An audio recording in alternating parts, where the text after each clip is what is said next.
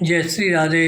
रामधारी गुप्ता खंड 1 प्रतिलेखन संख्या 19 गति 120 शब्द प्रति मिनट। प्रारंभ करें।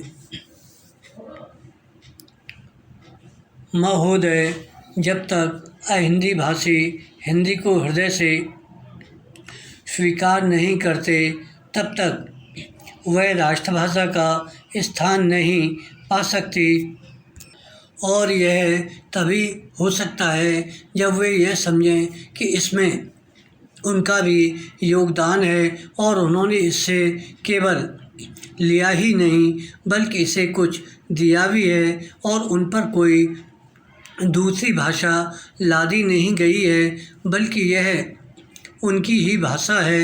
मेरे कहने का अर्थ यह नहीं कि आप उनकी ही व्याकरण अपना लें। इसका अर्थ यही है कि आप उदारतापूर्वक जितना ले सकते हैं ले लें।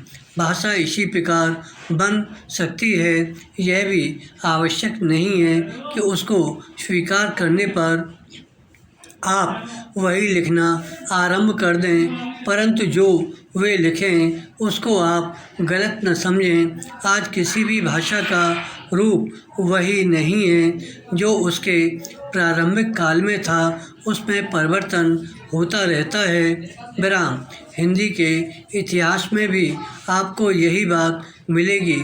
मैं हिंदी का कोई विद्वान नहीं हूँ, पर मैं अपने अनुभव से कह सकता हूँ कि उसमें भी पिछले 500-600 वर्षों में बहुत अंतर पड़ा है तथा पहले की और आज की हिंदी में काफ़ी अंतर है। इसलिए नवयुग में जब वह देश की भाषा बनने जा रही है तो उसमें थोड़ा अंतर करना भी पड़े तो वह स्वीकार कर लेना चाहिए, जिससे उसका अन्य प्रदेशों के लोगों के साथ मेल बैठ जाए। विराम। कई अहिंदी भाषी लोगों ने भी हिंदी की काफ़ी सेवा की है। विराम।